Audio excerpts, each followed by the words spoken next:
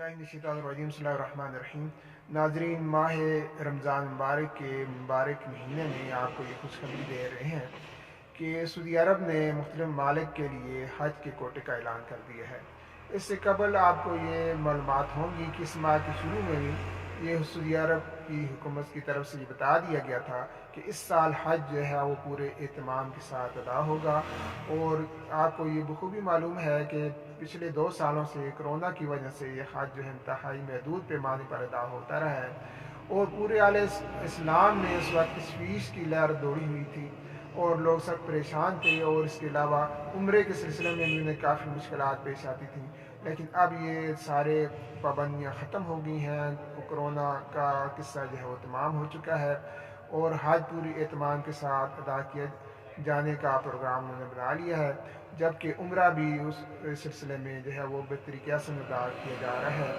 और इसके साथ साथ मुख्तलिफ जो हरमैन शरीफैन की मसाजिद हैं तो उनमें भी इत्काफ की सूरत जो है वो भी उसका भी एहतमाम हो चुका है और आज से उन्होंने इत्काफ भी शुरू कर दिया होगा। तो इसके अलावा उन्होंने मुख्तलिफ ममालिक के लिए हज का कोटा क्या होगा तो उन्होंने ये फहरिस्त जारी किया है। और हमारे लिए जो अहम और दिलचस्पी का मुकाम है वो पाकिस्तान है। तो पाकिस्तान के लिए उन्होंने 81,132 अफराद का उन्होंने कोटा मुकर्रर किया है। मैं फिर ये दोहराता हूँ कि पाकिस्तान के लिए 81,132 अफराद जो है उनको हज की सहूलत जो है वो फराहम की जाएगी और यहाँ से आज़मीन हज का कोटा जो है 81,132 है। इस ये भी आपको मालूम होगा कि इससे कबल कोरोना से कबल जो पाकिस्तान का जो कोटा था वो तकरीबन 1.25 लाख अफराद जो है वो उसमें से शिरकत किया करते थे। अब ये 81,000 का जो कोटा हुआ है ये अगरचे ये कम है, लेकिन 2 साल का जो तजर्बा था उसके बाद ये कोटा भी बेहतर है। और हम ये उम्मीद करते हैं कि मज़ीद भी हमारी वजारत हज सिलसिला में अपने ताल्लुकात भी इस्तेमाल करेगी और राब्ते भी इस्तेमाल करेगी और मज़ीद इसमें कोटे का भी एहतमाम हो सकेगा क्योंकि कोटा ही ज़्यादा हो जाए। तो इसके लिए हज की उम्र भी उन्होंने 65 साल मुकर्रर की हुई है कि उससे ज़ायद ना हो।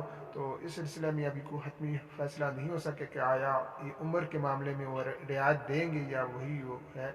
तो अब इस कोटे में आया उनका प्राइवेट कंपनियों का टूर ऑपरेटर्स का कितना हिस्सा होगा और सरकारी स्कीम से कितने अफराद जो है वो हज की सआदत हासिल कर सकेंगे। और ये जो चूँकि अभी हुकूमत भी चेंज हो गई है तो ये हज वाजबात वो जो है उसका क्या होगा और ये कितना मुकर्रर करती है।